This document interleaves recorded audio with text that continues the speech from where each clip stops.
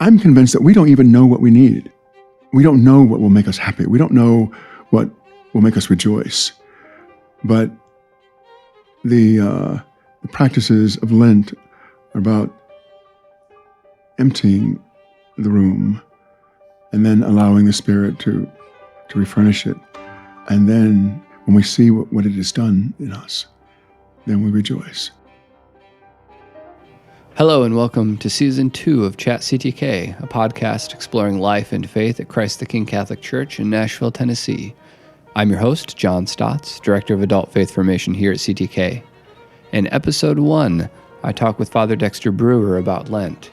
We discuss the purpose of our Lenten fast and how it all leads up to the Easter Triduum, and he shares some tips for anyone trying to decide what to give up for Lent. We also mention the upcoming Christ the King Lenten retreat facilitated by Father Dexter. It's in the church at 7 p.m. on Monday, February 26th and Tuesday, February 27th. This retreat is hosted by the Women's Council and open to all parishioners.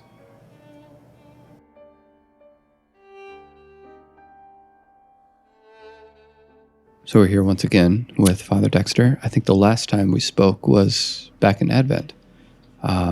And at the time of recording, we are on the eve of Lent, of the beginning of the Lenten season. So listeners, if you're hearing this, you will have already entered into our great penitential season of fasting, prayer, and almsgiving.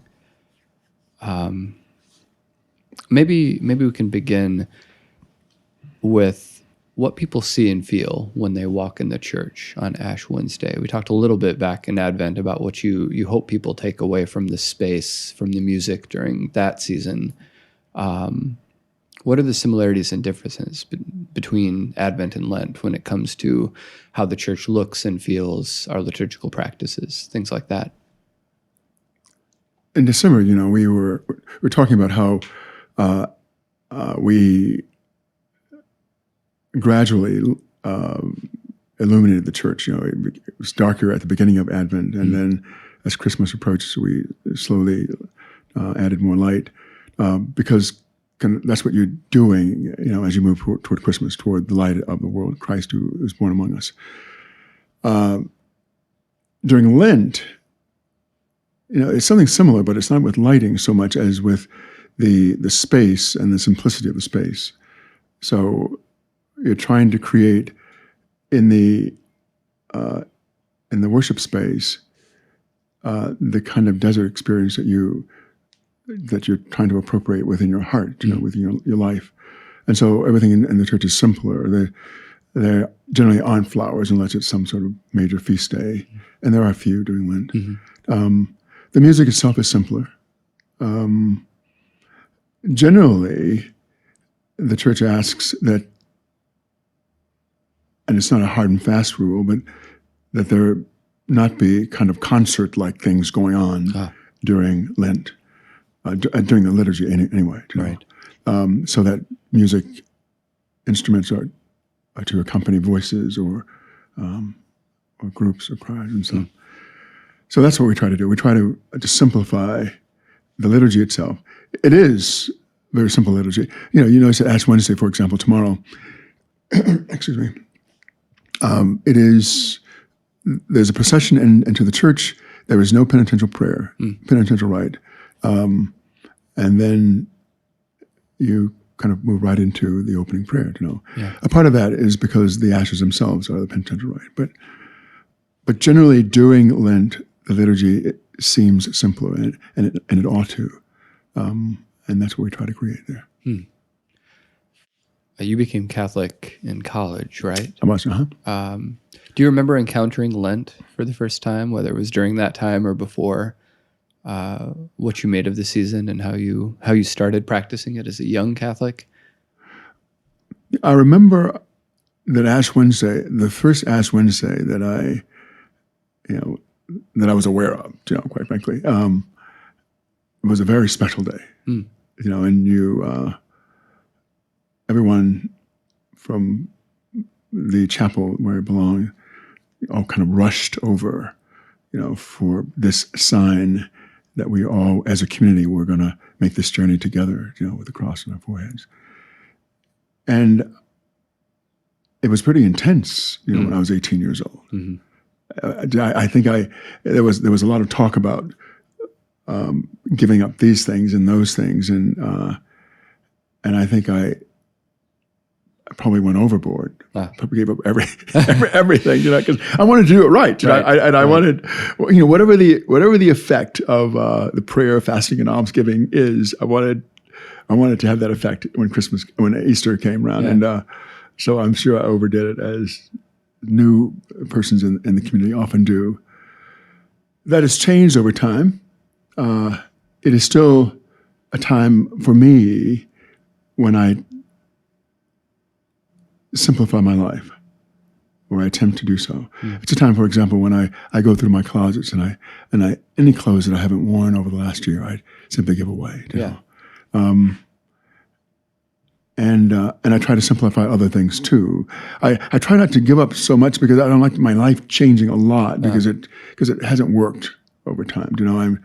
I find myself bothered by these things more than kind of giving myself over to something. And but yeah, simplifying, as the church itself is simplified and the liturgy is simplified. I try to simplify my own living, and in various ways. I do a lot more reading in Lent.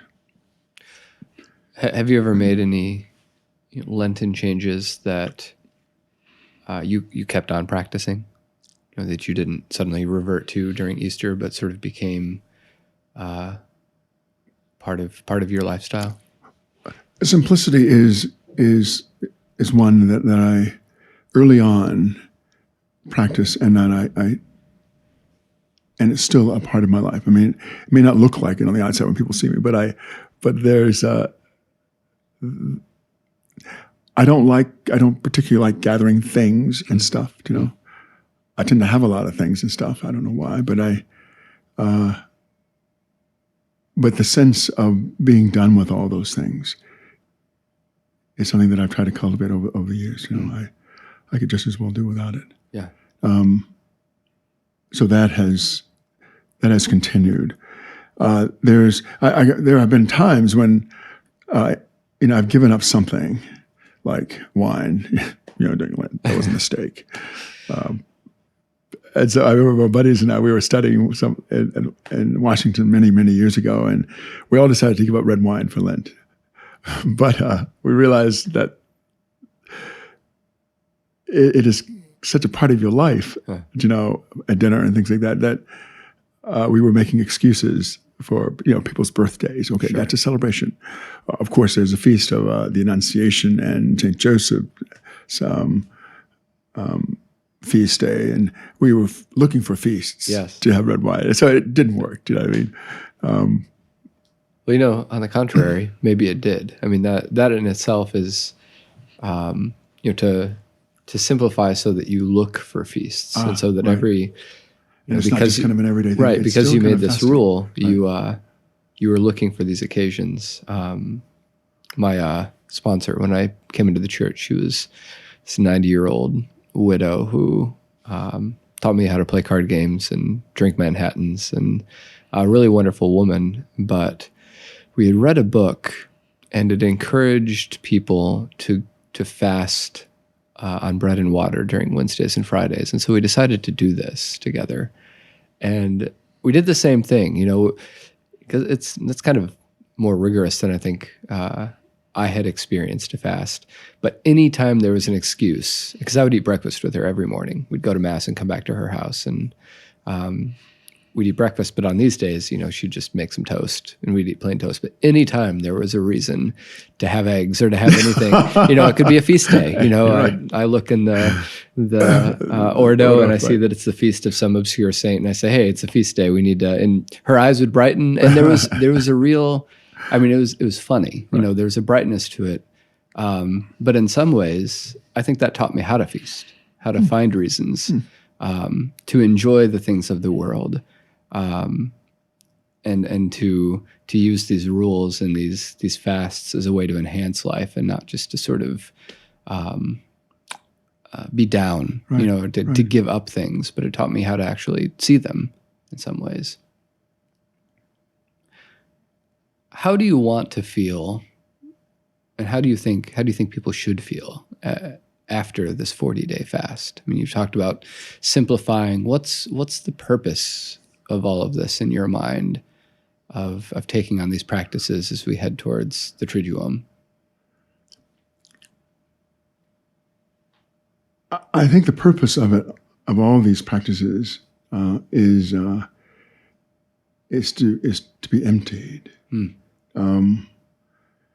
So that you ask, how should you feel? But I think, our business is to get rid of all the furniture in the room, and then the Spirit will replace that with whatever the gift is that the Spirit wishes to give, and you can't know what that is.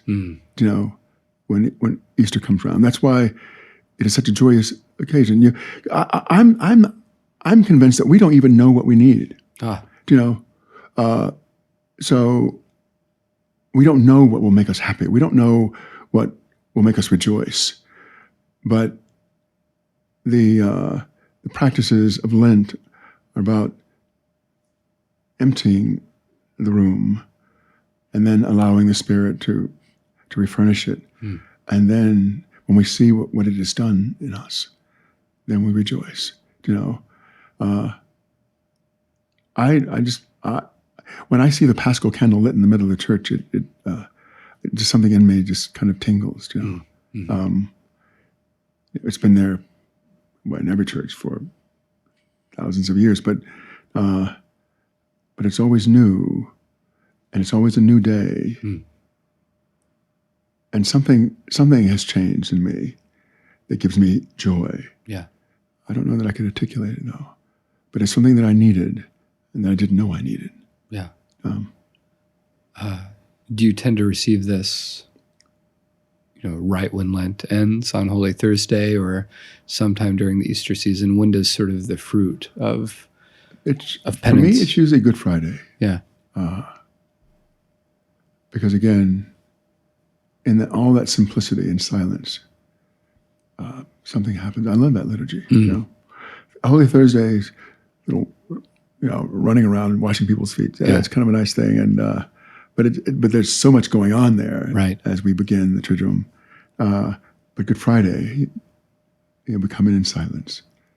There's no let us pray. The vestments are read.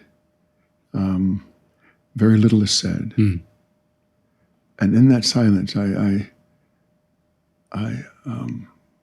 that's when it begins for me.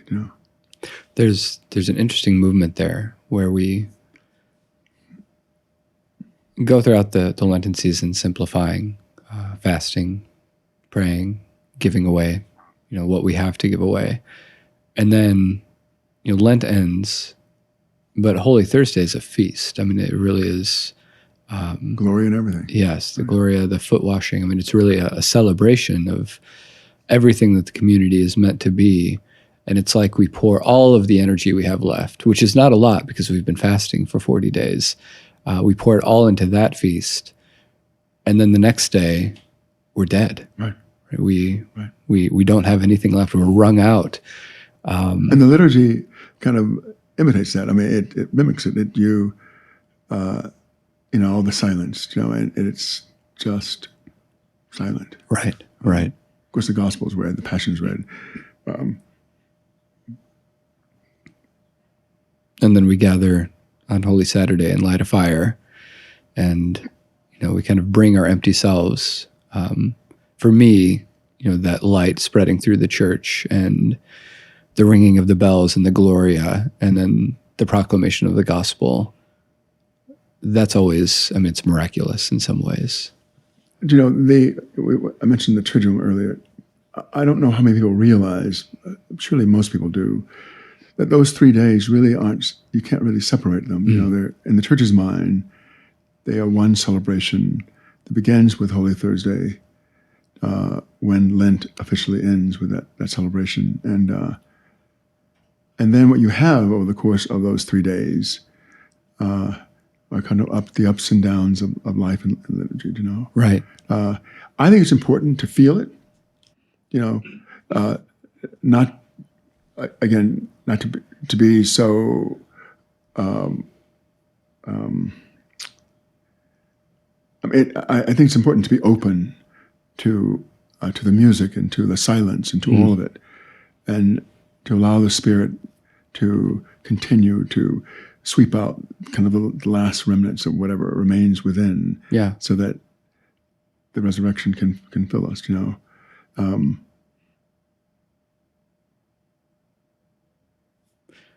I think that's one of the fruits of this kind of simplicity, is it lets us enter into these 3 days, which, as you say, are one celebration of kind of the whole mystery of salvation, which is the mystery of our salvation. But it helps us to create space and to anticipate God's activity, but we don't know what form that will take. There may be years when we're filled with a strange joy on Good Friday of all times, and that, that's a real thing. There are things to be joyful about, or a strange sense of melancholy on Holy Thursday. There are all kinds of shifts and changes that can happen when we're not so full of other thoughts and other feelings, and we can kind of be open to what's going on. And even the liturgy itself, Holy Thursday opens with an opening prayer, but then it just stops, right? It doesn't close. We're not dismissed. No, right. And then Good Friday opens with you face down on the floor and an opening prayer.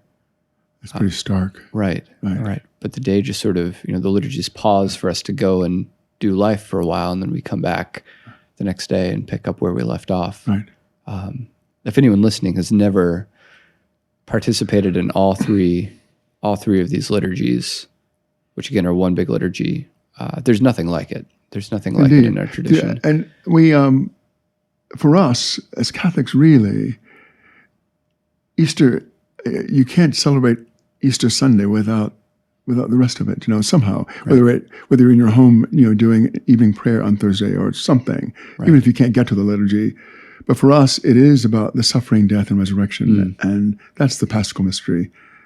And you don't separate those things, and it's hard to appreciate kind of the joy of all that happens on Easter if we haven't died on Friday, Good Friday, or even if we haven't been there on Thursday night when he realizes that he's going to be abandoned by all of his friends, no,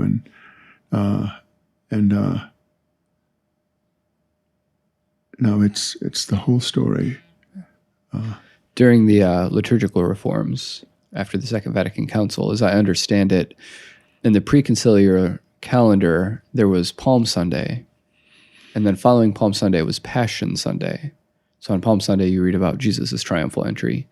Then Passion Sunday, you hear the words of the Passion, and then the following Sunday would be Easter. But when they reformed the liturgical calendar, they didn't want to have Passion Sunday anymore. They wanted Good Friday to be that. They also didn't want to make Good Friday a holy day of obligation. So they ran into this strange problem where you could, if you were just going to, the days you had to, you'd go to Palm Sunday, hear that Jesus went to Jerusalem, then you'd show up the next Sunday and he's raised from the dead. So that is why we have two gospel readings for the Palm Sunday of our Lord's Passion, which is its strange full name, so that we wouldn't have people who kind of showed up and missed the middle part, the important middle part, and why there's sort of a repetition. If you go on Palm Sunday, you hear, the reading of the Passion, and then you'll hear another one, the Passion of John, on Good Friday. And on Palm Sunday, so the first gospel is the one where they prepare the room in the upper right, doing the procession, right? Go and prepare this place, right? Is that right? No. It's the one where he enters this. Yeah, where he enters the city. So you could still miss Thursday. You could still miss, right, because he's which is why, even though these days are not required, that makes them even more important in some ways, to attend or to participate in some way. If you can't make it to Mass, read the readings. Think about these things. If someone comes to you and says, Father, I'm having a hard time deciding what to give up for Lent, what advice would you give them? I'm thinking especially for Catholics who are just initiated, this past January, or those who are in the RCIA who are going through Lent for the first time, or just maybe someone who wants to take it a bit more seriously and doesn't really know where to start. the things that we, the practices that we engage in during Lent,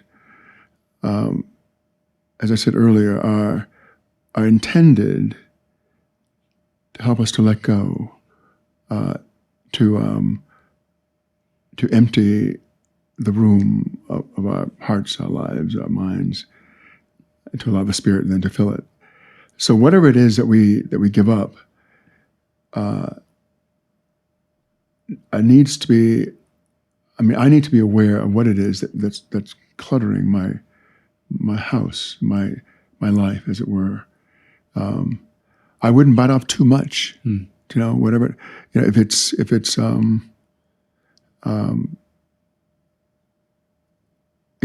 you're talking about giving up something, and it's attention to social media or to television or whatever it is that controls people's lives, I would limit it, because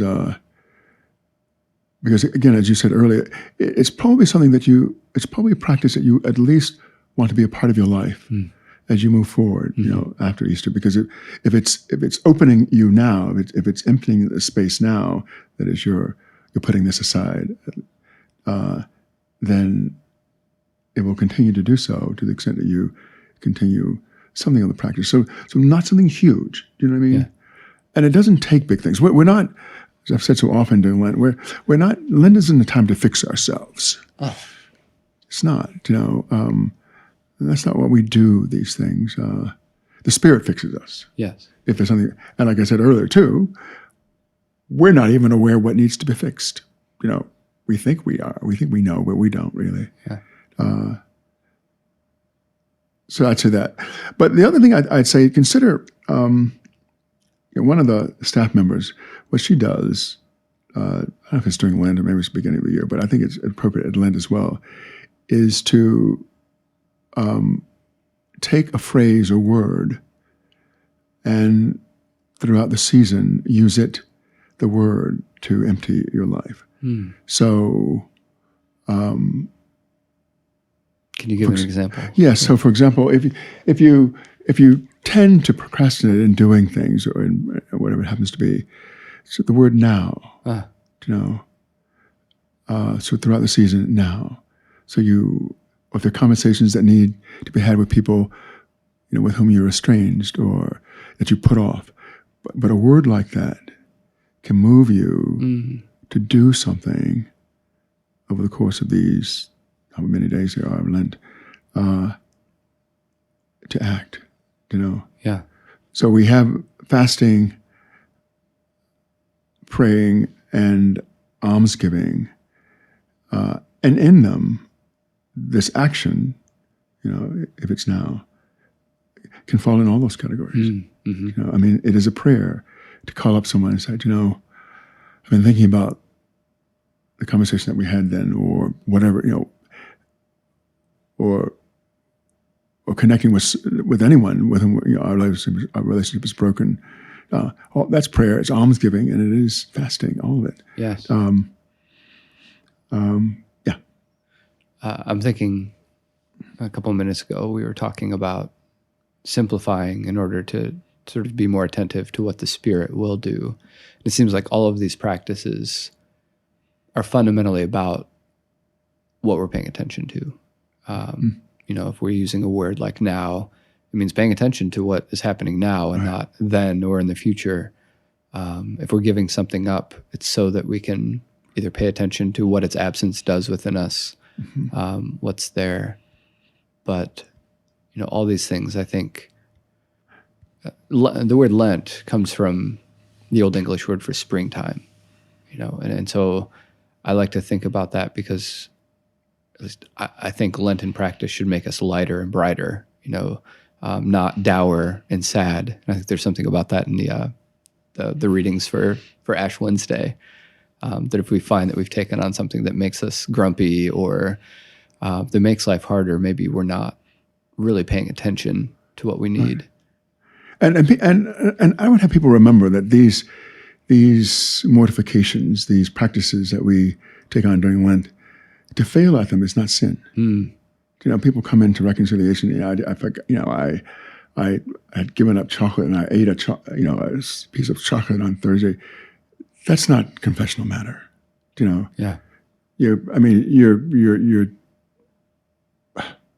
It's just not. I'm sorry. Yeah. Yeah. So what should I do if I You start again. start again? Right. I mean, and then next year, don't give up chocolate. I would recommend. There is a book that I would recommend, and it is a little bit of a book called Poverty of Spirit. I guess it can be a little dense, but this philosopher, theologian, Johannes Metz, many years ago, wrote a little book called Poverty of Spirit, which from time to time I refer to. And he starts with the desert experience of Jesus, but the main focus of the book is the poverty that comes with being human and how we reject that. A reading of it very slowly and carefully over Lent, I think, might help us to embrace what it means to be human and not to be ashamed of it. I think if we can come to that, we can get a better grasp of that by Holy Week, that I'm human and it's all right, and I can rejoice in that, even with my sins and my faults and all my weaknesses. I think that's a reason to celebrate. I mean, to sing Alleluia, when we have gone without an Alleluia all Lent. You'll be speaking on this theme. Yes. Soon. So toward the end of the month, I think. Yes. There are a couple of nights. The parish will have a little retreat. Mostly on the focus is the Beatitudes. But I've always thought that the Beatitudes, and especially the very first of them in Matthew's Gospel anyway, that blessed are the poor in spirit is kind of it goes to the heart of the matter. And all those other Beatitudes are about poverty. And poverty, and to be poor is what it means to be human. To be human is to be poor. And so we'll talk a little about kind of what it means to be human, fully human. And that is coming up. February 27th, 28th, I think. February 27th, 28th. It's a Monday and a Tuesday evening. Right. And anyone can come. Yeah, it's mostly in the parish, but yeah. Okay. Very good. Well, thanks for chatting today. Absolutely. And, anytime. Hope you have a blessed Lent. Thanks.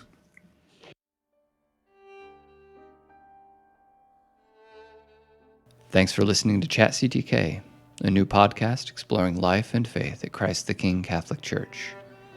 Future episodes will feature interviews with CTK parishioners, staff, and clergy about their experiences of God, Catholicism, and faith in everyday life. Our gratitude to parishioner Brian Steinberg for graciously using his time to edit and process this podcast.